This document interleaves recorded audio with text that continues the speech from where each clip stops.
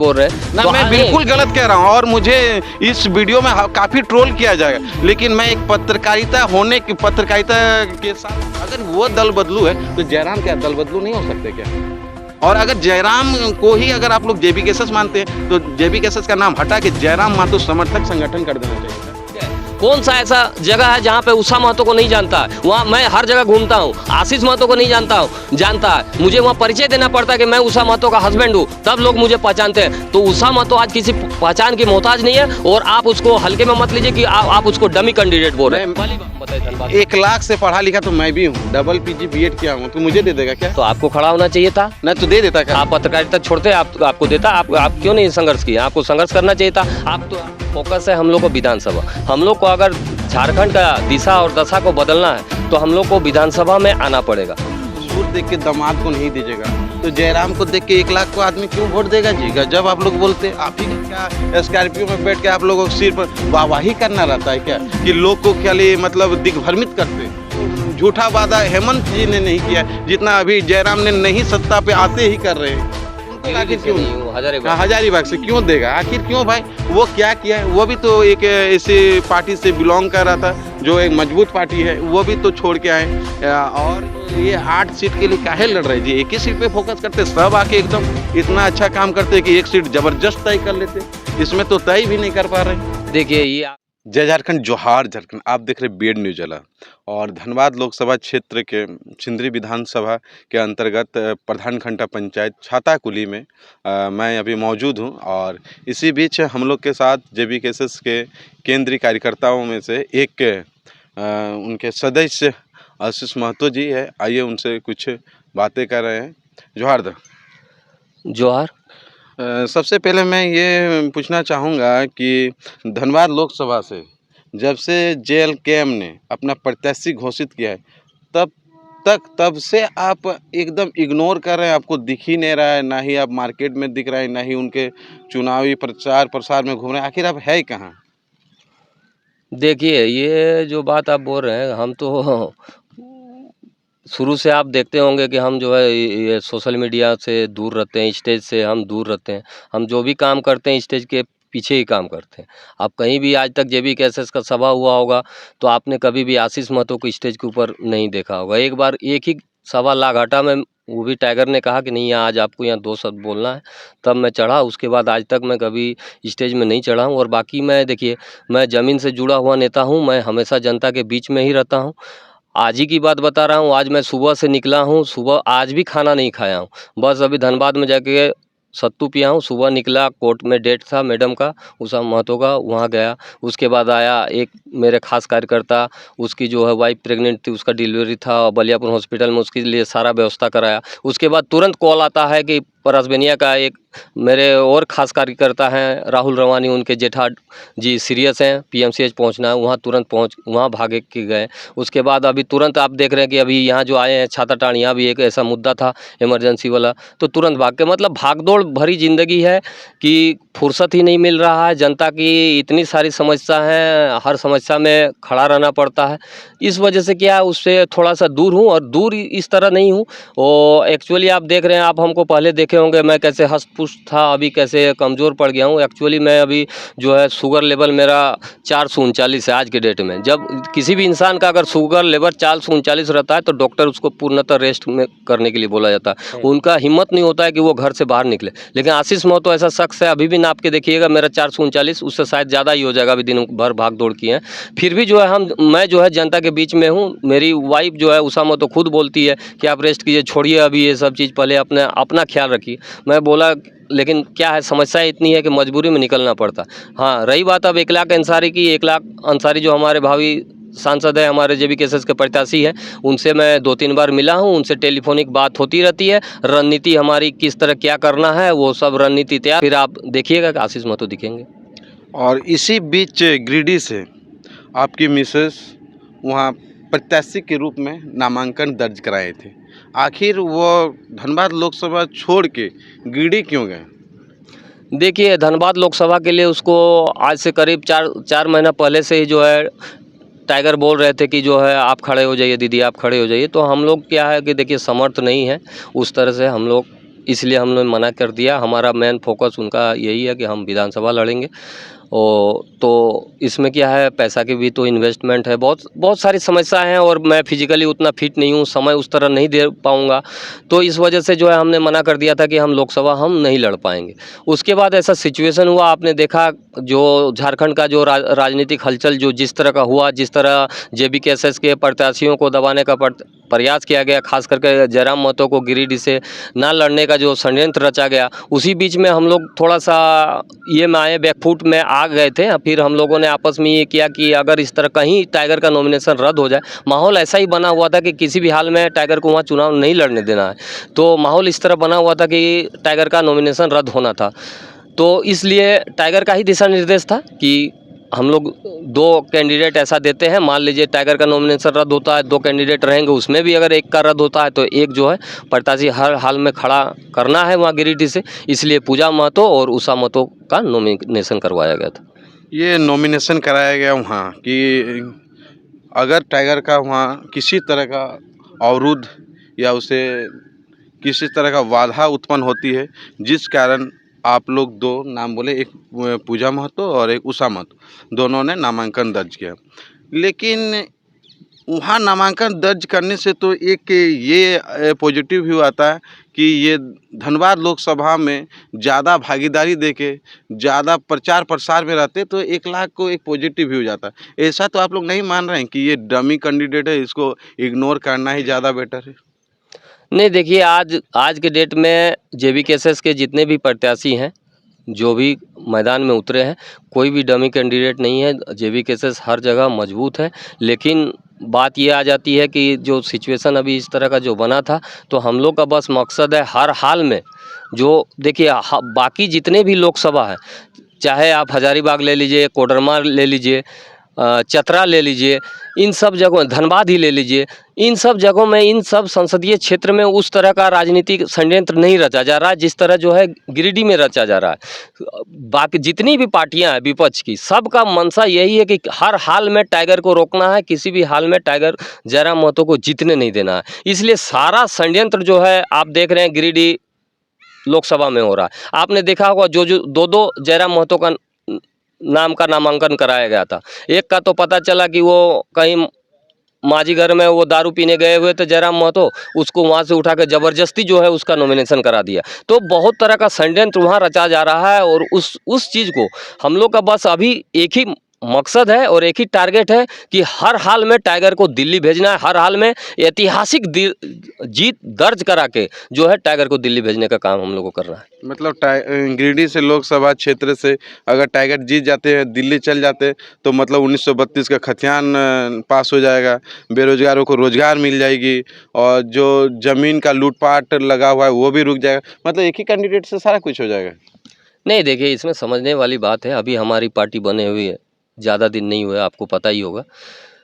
तो भले ये पार्टी बनी हुई ज़्यादा दिन नहीं हुई, लेकिन सबसे ज़्यादा इसका मेनू प्लेट में सबसे ज़्यादा लिखा हुआ है। यही सबसे ज़्यादा वादों की बात करता है, ये ज़्यादा नियुक्तियाँ की बात करती है, ये ज़्यादा संविधान को लेकर बातें करते हैं, ये हर एक वो मुद्दा बात करते हैं जो कि हर झारखंडियों के मुख में होते हैं। तो क्या इतना सब कुछ संभव है?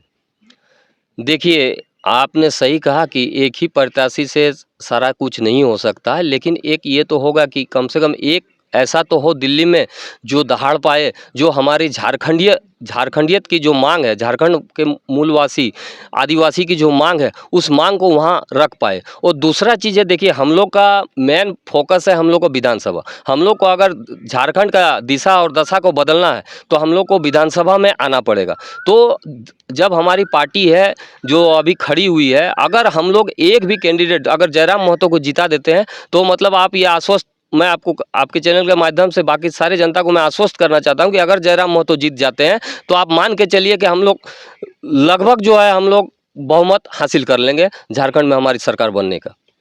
मतलब ये दावा कर रहे हैं कि अगर गिरिडीह लोकसभा से सपोज दैट अगर वो जीत जाते हैं टाइगर जयराम महतो, तो एक विधानसभा में एक पॉजिटिव व्यू आएंगे। और पॉजिटिव व्यू ये आएंगे कि लगभग कहने का अर्थ है कि ये पूर्ण बहुमत का सरकार लेके आएंगे। अब आगे क्या होगा नहीं होगा, लेकिन इनका कहना और दावा करना कितना सही है शायद आप लोग भी कमेंट कीजिएगा। इसी बीच और एक सवाल हमेशा घिरा हुआ रहता है कि अक्सर जयराम महतो जी कहते हैं जिसकी जितनी हिस्सेदारी उसकी इतनी भागीदारी। ये कहने भर ही है कि मतलब दिखता भी है, उनकी पार्टियों में तो ये दिखता नहीं। सिर्फ ये मंच में बैठ के बड़े बड़े बातों को सिर्फ सलामी देते हैं कि वो धरातल में भी कभी दिखेगी। नहीं देखिए, जयराम महतो जो बोलते हैं बिल्कुल वो आपको धरातल में दिखता भी है और उस तरह वो काम कर रहे हैं। रही बात कि कुछ राजनीतिक जो समीकरण है उन सब मामलों को ध्यान में रखते हुए आगे हम लोग विधानसभा को कैसे क्लियर करें, उन सब मुद्दों को ध्यान में रखते हुए सारा फैसला लिया गया है। और ऐसा नहीं है कि जिसकी जितनी हिस्सेदारी है उसकी उतनी भागीदारी बिल्कुल है। आप देखिए जैसे मान लीजिए झारखंड में जैसे महतो है तो क्या महतो कैंडिडेट हमने कम दिया, आदिवासी है तो क्या आदिवासी कैंडिडेट हमने नहीं दिया, मुसलमान है मुसलमान कैंडिडेट हमने दिया। आप सिर्फ आपका जो कहने का तात्पर्य है, आपका जो जहाँ इशारा है, मैं आपके इशारा को समझ रहा हूँ। आप सीधे तौर पर धनबाद की बात करना चाहते हैं। हम लोग यहाँ धनबाद को राजनीति, सिर्फ धनबाद का राजनीति नहीं कर रहे हैं, हम लोग पूरे झारखंड का राजनीति कर रहे हैं। तो आप पूरे झारखंड का देखिए कि जितने भी जो प्रत्याशी है, आप देखिए महतो भी दिए हुए हैं, आप देखिए आदिवासी भी चेहरा दिया हुआ है, आप देखिए मुसलमान चेहरा भी दिया हुआ है, आप यादव भी है, मेहता भी है। तो सारे समुदाय, सारे समीकरण को बैठा के ही जो है प्रत्याशी दिया गया है। और इसका रिजल्ट जो है, इसका जो पॉजिटिव रिजल्ट हम लोग को विधानसभा में आप लोग को दिखने का मिलेगा। उसमें आप देखिएगा जिस क्षेत्र में जिसकी जहाँ जितनी हिस्सेदारी है, भागीदारी एकदम दिखने को मिलेगी। हिस्सेदारी और भागीदारी की बात हो गया। और वो स्टेज में चढ़ के स्कॉर्पियो के ऊपर से एक बात कहते हैं कि ससुर देख के दामाद को नहीं दीजिएगा। तो जयराम को देख के 1 लाख को आदमी क्यों वोट देगा जी? जब आप लोग बोलते हैं, आप ही का कहना रहता है, आप ही लोग बालू खाखड़ी जैसा आगे भी चल रहा है पीछे भी चल रहा है। ये कैसा बात हो गया? क्या स्कॉर्पियो में बैठ के आप लोगों को सिर पर वाहवाही करना रहता है क्या, कि लोग को खाली मतलब दिग्भ्रमित करते हैं?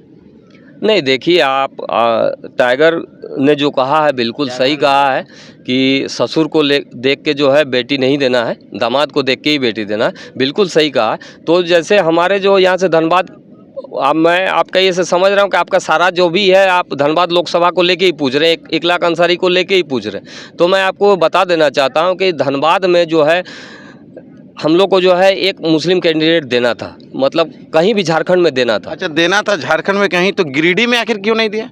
धनबाद से ही तो सबसे पहले यह आग भाषा आंदोलन उत्पन्न हुई थी। तो भाषा आंदोलन जब उत्पन्न हुई थी तो यहाँ से लड़ना चाहिए था ना, गिरिडीह का है क्या?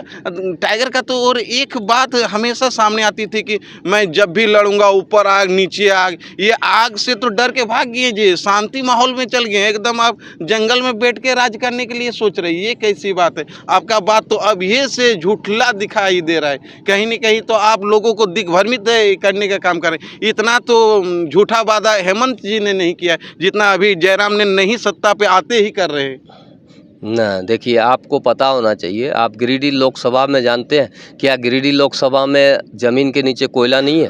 क्या गिरिडीह लोकसभा के ज़मीन में आग नहीं है? क्या गिरिडीह लोकसभा के ऊपर आग नहीं है? आपको इस चीज़ की जानकारी अगर नहीं है तो आप इसको पता कीजिए। आपकी गिरिडीह लोकसभा के अंदर जितने विधानसभा हैं आप उसमें पता कीजिए। अभी आप बाघमारा है। अच्छा, मैं आपको रोकना चाहूँगा। आग नहीं, लेकिन मैंने जहाँ तक रिसर्च किया, मैंने जहाँ तक देखा, धनबाद क्षेत्र से झरिया में 112 खदान है। क्या गिरिडीह में 112 खदान है? नहीं, 112 नहीं है, लेकिन खादान है ना जी। आप बाघमारा में देखिए, वहाँ बाघमारा धनबाद जिला में पड़ता है, लेकिन जो विधानसभा वो जो गिरिडीह लोकसभा के अंतर्गत आता है। आप बेरमो जाके देखिए, बेरमो, फुसरो, ये सब जो है गिरिडीह लोकसभा के अंदर आता है। तो इन सब जगह में वहाँ भी ज़मीन के नीचे आग है और ऊपर भी आग है। तो उनका कहना कहीं ये नहीं है, गलत आप इसको नहीं ठहरा सकते। उन्होंने जो कहा है कि जहाँ नीचे आग जहाँ ऊपर आग, तो उसी जगह पर वो खड़े हैं। और दूसरी बात रही, देखिए टाइगर अपने से निर्णय नहीं लिया गया है। हम लोग सबका जो है जितने भी शीर्ष नेतृत्वकर्ता थे सबकी बैठक हुई थी, वहाँ से सबकी रायशुमारी हुई और रायशुमारी से ये सब ने कहा कि टाइगर को जो है गिरिडीह से लड़ना चाहिए। हम लोग का मेन मकसद था कि किसी भी तरह एक सीट हम लोग को निकालना है हर हाल में, चाहे उसके लिए कुछ भी करना पड़े। हम लोग को टाइगर को जिताना। देखिए आज जो पार्टी है, आपको नहीं, हाँ ठीक है, आपको मैं एक चीज़ ये बताना चाहता हूँ। आज आपको ये मानना पड़ेगा, जो आज जो JB केसेस जो पार्टी है, आज अगर इसका अस्तित्व है, बहुत सब लोगों का इसमें बलिदान है, सब लोगों ने कुर्बानी दिया है, सब लोगों ने संघर्ष किया है। लेकिन आज अगर जो जयराम महतो का जो क्रेज है, जो जयराम महतो की जो चाहत है, आज जेबी कैसेट से लोग जुड़ रहे हैं, तो जयराम महतो को देख के जुड़ रहे हैं। हम लोग का सेमीफाइनल है, हम लोग का फाइनल जो है वो विधानसभा है। तो सेमीफाइनल हम लोग अगर फाइनल जीतना है तो हम लोग को सेमीफाइनल में कम से कम एक कैंडिडेट जयराम महतो को दिल्ली पहुंचाना है। तो सबकी राय शुमारी से ही जयराम महतो जो है गिरिडीह से लड़ रहे हैं। उनका कोई व्यक्तिगत निर्णय नहीं है कि टाइगर ने व्यक्तिगत निर्णय लिया कि उनको गिरिडीह से लड़ना है। आप पूछिए, आपको क्या पूछना। ये व्यक्तिगत निर्णय नहीं था, रायशुमारी लिया। मुझे भी अच्छा लगा ये इतने बातें सुनने के बाद, लेकिन उनका कहना और कहने का अंदाज जो है काफ़ी अलग दिख रहा है। बिकॉज कि वो जहाँ से आंदोलन शुरू हुआ वहाँ से नहीं लड़ाई कर रहे हैं, डायरेक्ट गिरिडीह चल जाते हैं। गिरिडीह इसलिए जा रहे हैं ताकि वो वहाँ से आराम से लड़ सके। वहाँ बाहरी भीतरी का खेल नहीं है। धनबाद से लड़ते तो बाहरी भीतरी उन्होंने इतना कर दिया, शायद वो नहीं जीत पाते। लेकिन एक चीज़ तो तय मैंने देखा है यहाँ कि जयराम महतो बोलते कुछ है और कर कुछ रहे हैं। काहे कि उन्होंने ही, जैसे मैंने पिछला सवाल भी मैंने किया था कि ससुर देख के दामाद नहीं दीजिएगा, तो ठीक है, तो जयराम को देख के 1 लाख को क्यों वोट देगा? जयराम को देख के कौन मेहता गिरिडीह से, संजय मेहता, उनको आखिर क्यों नहीं, हजारीबाग से क्यों देगा? आखिर क्यों भाई? वो क्या किया है? वो भी तो एक ऐसे पार्टी से बिलोंग कर रहा था जो एक मजबूत पार्टी है, वो भी तो छोड़ के आए। और इसी बीच एक नाम, हर एक नाम से एड था जो धनबाद लोकसभा में, करण महतो। ये इनका नाम आप लोग भले ही नहीं लीजिएगा, लेकिन ये वो बंदा है, एक अच्छा क्रांतिकारी रह चुके हैं। मैंने उनको देखा है, उन्होंने भी पैदल गया है, लेकिन आखिर उसको क्यों नहीं दिया गया? अगर वो दल बदलू है तो जयराम क्या दल बदलू नहीं हो सकते क्या? और अगर जयराम को ही अगर आप लोग जेबी केसेस मानते हैं तो जेबी केसेस का नाम हटा के जयराम महतो समर्थक संगठन कर देना चाहिए था, ताकि उन एक ही नाम और एक ही लोग पे आधारित रहेंगे। ताकि आप भी कह रहे हैं कि एक सीट तय है, एक सीट तय, तो ये 8 सीट के लिए काहे लड़ रहे जी? एक ही सीट पे फोकस करते, सब आके एकदम इतना अच्छा काम करते कि एक सीट जबरदस्त तय कर लेते। इसमें तो तय भी नहीं कर पा रहे हैं। देखिए, ये आपकी सोच है ना। देखिए, आप अपने अलग अंदाज से सोचते हैं, हमारा संगठन अलग तरीके से सोचता है। सोच तो सबकी एक नहीं हो सकती है, सबकी सोच को हम लोग जो है संतुष्ट नहीं कर सकते। रही बात, जैसे आप बोल रहे हैं संजय मेहता यहाँ 1 लाख अंसारी, आप यहाँ पे धनबाद लोकसभा का एक कैंडिडेट बता दीजिए जो अगर पढ़ाई लिखाई की बात करते हैं, पढ़ा लिखा इंसान की बात करते हैं, तो 1 लाख से पढ़ा लिखा ज़्यादा कौन है? एक कैंडिडेट आप नाम बताए धनबाद। 1 लाख से पढ़ा लिखा तो मैं भी हूँ, डबल पीजी बीएड किया हूँ, तो मुझे दे देगा क्या? तो आपको खड़ा होना चाहिए था। नहीं तो दे देता क्या? आप पत्रकारिता छोड़ते, आपको देता। आप क्यों नहीं संघर्ष किया? आपको संघर्ष करना चाहिए था। आप कहाँ पे, आप तो हर जगह पहुँचे हैं, ये नहीं बोलता हूँ। आपका समर्थन भी रहा है जेबी केसेस में, हमेशा आपने योगदान दिया है, लेकिन आप कभी अपने आप को प्रमोट नहीं किया कि मुझे आगे इलेक्शन लड़ना है। रही बात आपने कहा, ये बात भी आप दिल से नहीं लीजिएगा।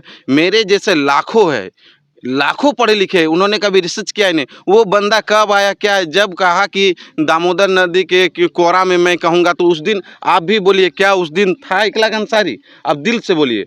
और अगर आपका भी जवान बिक गया तो आप बोल सकते हैं कि हाँ थे। देखिए, उस दिन ना 1 लाख अंसारी था, ना वहाँ पे आशीष महतो था, ठीक। वहाँ पे लगभग 12 से 19 आदमी का, जहाँ तक मुझे सूचना है कि 12 से 19 कैंडिडेट का नाम आया था कि इनमें से। अच्छा, 12 से 19 कैंडिडेट था, उसमें क्या 1 लाख अंसारी थे? नहीं, उसमें 1 लाख अंसारी नहीं थे। फिर जब वो नहीं थे तो फिर उसे कहाँ से उठा के लाया? आखिर ये कौन सा समीकरण चला? अरे भाई, उनको थोड़ी कहीं फॉरेन से उठा के थोड़ी लाया है। वो भी जेबी केसेस में ही संघर्षरत थे, वो भी संघर्षरत थे। हाँ। तो मानव श्रृंखला में कहाँ खड़े थे, किस जगह पे, कितना गाड़ियां लेके गए थे, आप बता सकते हैं? नहीं, आप देखिए, आप अगर इस तरह बात कर रहे हैं, बिल्कुल सही बोल रहे हैं ना, तो मैं बिल्कुल गलत कह रहा हूँ और मुझे इस वीडियो में काफ़ी ट्रोल किया जाएगा, लेकिन मैं एक पत्रकारिता के साथ साथ एक मैं क्रांतिकारी भी रहा हूँ, मैंने भी लड़ा है। हाँ। आप इसको अगर झुटला सकते हो झुटला दीजिएगा, लेकिन हर एक वीडियो में दिखाऊंगा। मैंने आपको खुद देखा है, आप हर आंदोलन में रहे। मैं कौन झुटला सकता है? आपका मेरे साथ बहुत सारा वीडियो है, मैं आपका बहुत सारा वीडियो आपका बनाया हूँ, आपका हर जगह योगदान रहा। लेकिन रही बात, देखिए, जो मानव श्रृंखला हुआ, ठीक है, मानव श्रृंखला हुआ, तो उसमें से आप एक प्रत्याशी बता दीजिए कि ये प्रत्याशी सांसद के लिए तैयार था। धनबाद लोकसभा का बात। हाँ, मैं पे बात करता हूँ। दामोदर नदी के कोरा में जब बात हो रही तो उषा महतो ने कहा था कि मैं भी लड़ूंगा, अगर मुझे यहाँ से मनोनीत किया जाए, उस टाइम तो नहीं कहा, मैं उस टाइम था। आप लोग भले वीडियो नहीं बनाए होंगे, लेकिन मेरा आंख उस टाइम चल रहा था, मेरा दिमाग चल रहा था, सीसीटीवी कैमरा पीछे मेरा लगा हुआ था। उस टाइम उसको नहीं लड़ाया गया, उसको शांत किया गया। आखिर आप लोग क्या चाहते थे? एक मिनट, मुझे बोलने का हक है, मैं बोल सकता हूँ। पूरा बोलिए। मैं कह रहा हूँ उस टाइम तो उषा महतो को एक, मैं ये भी मान सकता हूँ कि उषा महतो जो आज गिरिडीह में आज नामांकन किया, तो वो भी एक डमी बन के किया, जानते हुए भी कि उनका रद्द नहीं हुआ। आप लोग एक माहौल बना रहे हैं वहाँ, एक झूठा माहौल, शीशा का जो महल होता है ना, आप लोग शीशा का महल बना रहे हैं। लेकिन एक चीज़ याद रखिएगा, नियति जो चाहेगा ना वही होगा। अगर नियति चाहता है जयराम महतो जीतेगा तो जीतेगा, कोई रोक नहीं सकता है। इसमें जयराम महतो के साथ मैं भी हूँ। लेकिन अगर नियति में खोट है ना, तो ऊपर वाला एक एक का हिसाब लेता है, जिसमें से सुप्रीमो रहे या कोई रहे, उसका भी हिसाब होगा। बिल्कुल होगा। आप अच्छा, पहले एक चीज़ आप ये बताइए, डमी कैंडिडेट क्या होता है? पहले आप ये हमको देखिए, डमी कैंडिडेट मोबाइल कभी खरीदने गए हैं? हाँ, तो उस टाइम एक मोबाइल दिखाता है जिसमें आपको फंक्शन रहता नहीं, सिर्फ दिखता है। तो उसी तरह का ये तो है। आपने उषा महतो को कैसे बोल दिया कोई डमी कैंडिडेट है? इसलिए कहा, सुनिए, आज एक मिनट, आप सुन लीजिए। उषा महतो को सिर्फ पूजा महतो को नहीं किया जाता क्या? तो 100 आदमी का पर्चा क्यों नहीं भरा जाता? पहले उषा महतो की बात कीजिए। आप पहले उषा महतो की बात कीजिए। उषा महतो को आपने किस आधार पे बोल दिया डमी कैंडिडेट? आज जेबी के संगठन में उषा महतो झारखंड में इतिहास रच के वो जिला परिषद बनी है। तो आप उसको किस हिसाब से बोल रहे हो डमी कैंडिडेट? इसलिए आज आप झारखंड में कौन सा ऐसा डिस्ट्रिक्ट है, कौन सा ऐसा जगह है जहाँ पे उषा महतो को नहीं जानता है? वहाँ मैं हर जगह घूमता हूँ, आशीष महतो को नहीं जानता है। मुझे वहाँ परिचय देना पड़ता है कि मैं उषा महतो का हस्बैंड हूँ, तब लोग मुझे पहचानते हैं। तो उषा महतो आज किसी पहचान की मोहताज नहीं है, और आप उसको हल्के में मत लीजिए कि आप उसको डमी कैंडिडेट बोल रहे हैं। पहली बात। दूसरी बात, एक मिनट मैं रोकना चाहूँगा, बोलिए। आपने डमी कैंडिडेट में इसलिए कहा क्योंकि अगर ये मैंने देखा कि वो हमेशा हर एक आंदोलन में रही है, तो उनके साथ भी पूजा महतो को जोड़ा जा रहा है। जब भी नाम आता है किसी एक के साथ जोड़ा जाता है, आखिर उसे ही क्यों नहीं अकेले नामांकन के लिए भेजा गया? कि अगर क्या चाहते हैं आप लोग कि सबका मतलब नामांकन रद्द ही हो जाएगा, तो ऐसा क्यों नहीं किया? 100 आदमी और जेबी केसेस का पर्चा डाल देता जी, 2 ही क्यों? इसमें भी तो साजिश लगता है, हर एक चीज में इनका साजिश मैं देख रहा हूँ। वो पहले क्या कह रहा था, इनका समीकरण बैठाता है, लास्ट में ऐसा आदमी को दे दिया जो उनका ना कोई योगदान था ना कोई है।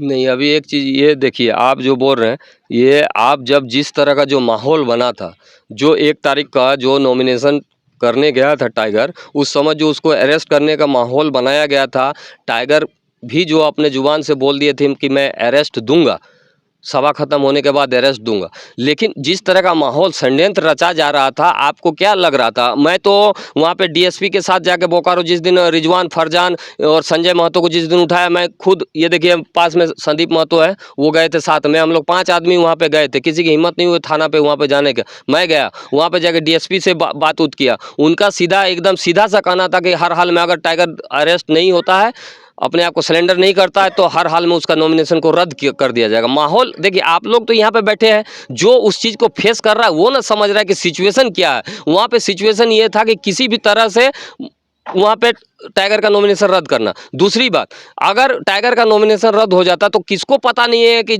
उषा महतो जेबी केसेस की है, पूजा महतो जेबी केसेस की है। अगर इन दोनों में से किसी एक का नॉमिनेशन रद्द होता, आपको ये जानकारी नहीं है, मैं आपको ये बता देना चाहता हूँ। ये सब चीज़, हर चीज़ न्यूज़ में नहीं आता है, और ना मैं आशीष महतो किसी के न्यूज़ के सामने जाके चिल्ला के बोलता है, ना मैंने कभी आपको बुलाया, ना कभी पैसा दे के बुलाया कि मास्टर साहब मेरा न्यूज़ चलाइए। जिस दिन उषा महतो ने नॉमिनेशन किया, उषा महतो फॉर्म खरीदा, जिस दिन उषा महतो पूजा महतो ने फॉर्म खरीदा, उस दिन बोकारो के पूरे थानों में वायरलेस हो जाती है कि उषा महतो और पूजा महतो का आपराधिक पृष्ठभूमि को खंगाल कर तुरंत रिपोर्ट किया जाए। आप इससे क्या समझते हैं? धनबाद में सुना कि किसी प्रत्याशी का इस तरह का हुआ कि इनका पृष्ठभूमि को खंगाला जाए? कितने सारे जो हैं गुनहगार, कुछ दिन पहले जो मैंने पेपर में देखा, कितने 181 या कितने थे सांसद जो अभी प्रत्याशी है, वो रेप का मामला है, बलात्कार का मामला है, उन सब के ऊपर कोई हरकत नहीं हो रहा है। और ये एक महिला जो उषा महतो और पूजा महतो, कब किस तरह का क्या कर दिया इन्होंने कि इनका जो पृष्ठभूमि को, तो ये सब चीज़ जो है आप लोग का समझ में नहीं आ रहा। हम लोग जो दिन रात उस पर लगे हुए हैं, 5 रात दिन रात 5 हम लोग जो है बोकारो में लगे रहे। किस तरह से जो बंदे अरेस्ट थे, 3 तो चालान कर दिया गया। 3 जो है वहाँ पे थाना में, सिटी थाना में थे, उनको किस तरह से छुड़ाया जाए, वो तो जो वहाँ पे रह रहा है वो ना समझ रहा है, उनको छुड़ाया जाए, कैसे इनका नॉमिनेशन को बचाया जाए, किस किस हाल में इसको लड़ाया जाए। तो बहुत सारा सिचुएशन क्रिएट होता है, ये सब आम पब्लिक नहीं समझ पाती है। जो वहाँ रहता है वही समझ रहे हैं, वही फेस कर रहे हैं, वही जान रहे हैं। तो बहुत सारा सिचुएशन आता है, उस हिसाब से डिसीजन लेना पड़ता है किसी एक का डिसीजन में। और आपने जो बोला कि इस पार्टी को जयराम महतो के नाम पे चेंज कर देना चाहिए, ऐसा बात नहीं है। देखिए झारखंड की जनता अभी, जैसे आप मान लीजिए जैसे आज बीजेपी है, आज अगर इस चीज़ को आपको स्वीकारना पड़ेगा, बीजेपी अगर आज टिकी है तो सिर्फ और सिर्फ मोदी के नाम पे। ये इनका, 1 मिनट बता रहा हूँ, जैसे कहीं भी इनका प्रचार देखिएगा तो भारत सरकार नहीं लिखता है। ये लोग भारत सरकार क्यों नहीं लिखता है, मोदी सरकार क्यों लिखता है। यानी कि कहीं ना कहीं पूरा बीजेपी आज अगर डिपेंड है तो सिर्फ और सिर्फ मोदी पे डिपेंड है। अगर मोदी हट जाए, बिना मोदी के ये लोग वोट मांग के दिखाए। एक नारा इनका चल रहा है, जो राम को लाए हैं हम उनको लाएंगे। तो कहीं ना कहीं हर चीज़ जो जुड़ा हुआ है सिर्फ और सिर्फ मोदी के लिए जुड़ा हुआ है। तो काहे जुड़ा हुआ है कि भारत की जनता मोदी को उस तरह लोकप्रियता है, उसी तरह झारखंड में जयराम महतो की लोकप्रियता है, जयराम महतो का एक वजूद है। इस वजह से क्या है, उनको सब मानते हैं। और जब जो सुप्रीमो होगा, अगर सुप्रीमो अगर हार जाएगा तो पार्टी कहीं ना कहीं, जो पार्टी के कार्यकर्ता हैं उनका मनोबल कमज़ोर होता है। तो इसीलिए हम लोगों ने ये किया है कि हर हाल में सुप्रीमो को पहले जिताना है। अगर सुप्रीमो हम लोग का जीत गया तो हम लोग का विधानसभा का रास्ता क्लियर हो जाएगा। मतलब कहने का अर्थ है कि गिरिडीह अगर ये लोग फतेह कर लेता है तो ये लोग विधानसभा में पूर्ण बहुमत का सरकार बनाएंगे, 1932 खतियान लागू करेंगे, नियोजन नीति लाएंगे और बड़का बड़का जो वादे कर रहे हैं करेंगे। लेकिन एसएससी में जो 20 मजदूर को नौकरियां से हटाए तो उनको नौकरियां नहीं दिलाएंगे।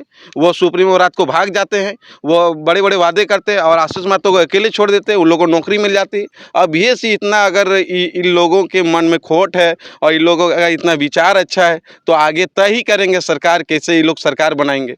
और बने रहिए हमारी बीएड न्यूज़ चैनल में। वो एसएससी वाला थोड़ा सुन लीजिए, आपने बोल दिया, हमने तो, हमसे कुछ पूछे ही नहीं। नहीं, मैंने ऐसे मत पार कीजिए। आप अगर कुछ वहाँ बोल रहे तो उसका जवाब हमसे लीजिए, उसके बाद वहाँ पे फाइनल कीजिए।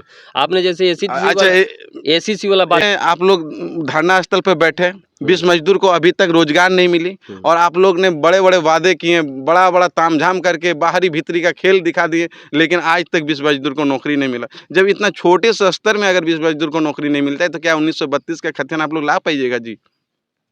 देखिए आप एक चीज़ ये जो बोल रहे हैं कि छोटे से स्तर कैसे बोल दिए। यहाँ पे भाजपा की सरकार है और जो अडानी ने अभी एसएससी लिया है वो जो है आप सुनते ही होंगे, भाजपा का एकदम खासम खास आदमी है, मोदी सरकार का खासम खास आदमी है। यहाँ का विधायक जो है तारा देवी, जो वो भाजपा से बिलोंग करती है। यहाँ का सांसद जो है भाजपा से है। इनकी हिम्मत नहीं हुई उन 20 मजदूरों को लगाने की, पहली बात।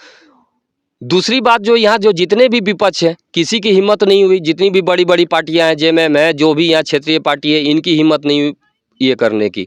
इससे पहले सिर्फ एक बार आंदोलन हुआ था जिसमें जो है उस 20 मजदूरों को जेल हुआ। कम से कम जेबी केसस ने तो एक तो करके दिखाया कि हमने जो है 2 दिन उसका जो है बंद किया, पूर्णतः बंद किया, और एक के भी ऊपर एफआईआर नहीं होने दिया। ये बहुत बड़ी बात है। ये बहुत, इस चीज़ को लोग बहुत हल्के में ले रहे हैं, लेकिन ये बहुत बड़ी बात है कि एक भी मजदूर को हमने एफआईआर नहीं होने दिया। दूसरी बात रही अब उनके नौकरी दिलाने की, तो आप कभी मजदूरों के पास जाइएगा और मजदूरों से जाके पूछिएगा। आशीष महतो से मत पूछिए, आप जाके मजदूर से पूछिए। जैसे ही उनका 2 महीना हुआ था, आशीष महतो गया था, उनको कोर्ट भी लेके गए, सारा चीज़ ये हुए तो, लेकिन उनका ही कहना था कि दादा अभी थोड़ा इलेक्शन तक रुक जाइए, इलेक्शन के बाद फिर हम लोग आगे का कार्रवाई करेंगे। तो देखिए हम लोग लड़ाई जिसके लिए लड़ रहे हैं वो लड़ेगा तब ना हम उसके लिए लड़ेंगे। अगर वही लड़ना अभी नहीं चाह रहा है तो हम किसके लिए लड़ेंगे? तो इन्होंने साफ साफ कहा है कि बीजेपी की पार्टियां नहीं कर पाई, जयराम महतो का पार्टियां भी शायद नहीं ये कर पाएँ। आप लोग देखें, जेएमएम नहीं कर पाएँ, क्षेत्रीय पार्टियां नहीं कर पाए। तो इसी तरह जब 1932 का खतियान वो लोग नहीं कर पाए तो क्या दावे है कि ये लोग कर पाएंगे? इन्हीं के जुबानी अगर मैं पूछता हूं कि जितने भी बात उन्होंने नहीं किया तो वह नहीं कर पाए तो आप कैसे कर पाएंगे? नहीं, आखिर आपका मैन्युफैक्चरिंग क्या है? नहीं, आप कैसे कैसे कीजिएगा? आपको वही चीज़ समझने का बात है कि जो एसीसी वाला जो मुद्दा है वहाँ पे हमारा एक भी प्रतिनिधि दिखा दीजिए, या तो मुखिया दिखा दीजिए, ये जिला परिषद दिखा दीजिए, कोई है। मेरे क्षेत्र अगर जिला परिषद क्षेत्र में होता तो मैं दिखा देता उस 20 मजदूरों को रख के, लेकिन वहाँ पे हमारा एक भी जनप्रतिनिधि नहीं है, ना हमारे पास विधायक है ना हमारा सांसद है, कोई अभी पावर में नहीं है। तो आप इस चीज़ को समझ सकते हैं। अगर आप थोड़ा भी समझ रखते हैं तो आप इस चीज़ को थोड़ा गहराई से सोचिए कि बिना पावर के आज जो जिस तरह जयराम महतो के साथ झारखंड की जनता जितना आज के डेट में जयराम को चाहती है, आज किसी भी नेता को नहीं चाहती है। इसके बावजूद इस तरह का षड्यंत्र करके उनको जो अरेस्ट करने का जो किया गया, उसको जो है बाकियों को उठाया गया। आज तक हमको नहीं लग रहा, मैं अपने ज्ञान में ये चीज़ नहीं देखा हूँ कि इस तरह का किसी के साथ, इस तरह किसी पार्टी के साथ इस तरह का सुलूक किया गया, इस तरह का षड्यंत्र किया गया। आप इस तरह जो सवाल पूछ रहे हैं, आप एक बार इतने जो यहाँ पे सांसद हैं, यहाँ पे विधायक है, किसी के मुंह से एक आवाज़ नहीं निकला कि ये सही हुआ कि गलत हुआ। तो आप समझ सकते हैं कि सारे विपक्ष और जितने भी सत्ताधारी हैं, चाहे विपक्ष में है, सबकी मिली भगत है। सब जो है चाह रहे हैं कि हर हाल में जयराम महतो को रोकना है। तो मैं आपके चैनल के माध्यम से उनको कह देना चाहता हूं कि जयराम महतो की इस बार जो है हवा नहीं, इस बार आंधी आएगी और उस आंधी को रोक पाना जो है झारखंड में किसी के बस की बात नहीं। तो आपने तमाम छीटाकशी सुने, और इन छीटाकशी में एसएससी का मुद्दा मैं बार बार इसलिए कहता हूं क्योंकि एसएससी के सामने जेबीकेएसएस फेल हुई थी, इसलिए मैं बार बार कहता हूं। और ये हमेशा जिस दिन से ये पार्टियां बननी है, सिर्फ उपलब्धियां गिनाई कि मैंने यहाँ मुआवजा दिलाया, मैंने वहाँ मुआवजा दिलाया। लेकिन मुआवजा की बात होती है तो एक गोविंदपुर में एक घटना घटी थी, उनके परिवार से एक बार आप जाके पूछिएगा क्या उन्हें वो मुआवजा राशि मिली है, आंसर आएगा ना। तो जब वहाँ पूर्णतः मुआवजा की राशि नहीं मिली तो क्या पता कि सबको मुआवजा मिली है। ये भी एक शीश महल बना के चल रहे हैं। जिस तरह का भाजपा ने एक शीश महल बनाया है कि जिन्होंने राम को लाया है हम उनको लाएंगे। अरे राम को लाने वाला मोदी है कि मोदी को लाने वाला राम है? ये भी तो जनता को एक शीश महल की भांति बना दिया गया है कि जिनको राम ने लाया उनको लाएंगे। अगर राम को उन्होंने लाया तो फिर इसको कहीं लाने की जरूरत है जी, खुद दे तो सरकार बनाता। वन नेशन वन पार्टी तो ऐसे ही इंडिया बनने वाला है। तो इनका भी कहना ठीक है। और जयराम महतो एक विचार है, उनका कुछ विचार अच्छा लगता है, लेकिन कहने का अर्थ है कि एक सिक्के के दो पहलू होते हैं। तो आप लोग दोनों पहलू को देख के, परख के, समझ के वोटिंग कीजिएगा। नहीं तो 5 साल जिस तरह का बीता, ये भी 5 साल बीतने वाला है। और ये कोई IPL नहीं है कि आप लोग सट्टा लगा के उनको एक अच्छे पॉजिटिव व्यू में देख सकते हैं या नेगेटिव व्यू में देख सकते हैं। ये 5 साल को अहम मान के और मतदान जरूर कीजिएगा। मैं हर वो नागरिक से कह रहा हूं जो जिनका 18 वर्ष हो गया, मतदान जरूर कीजिएगा। और मत देने का अधिकार है, किसी के बातों में बहक के मत जाइएगा। अपने विवेक और विचार से ही वोटिंग कीजिएगा ताकि ये झारखंड की दशा और दिशा सुधर सके। तो बने रहिए हमारे BED न्यूज़ चैनल में, और आगे की खबरों के लिए हमें सब्सक्राइब कीजिए और लाइक कमेंट्स भर भर के कीजिएगा। जोहार, वंदे मातरम।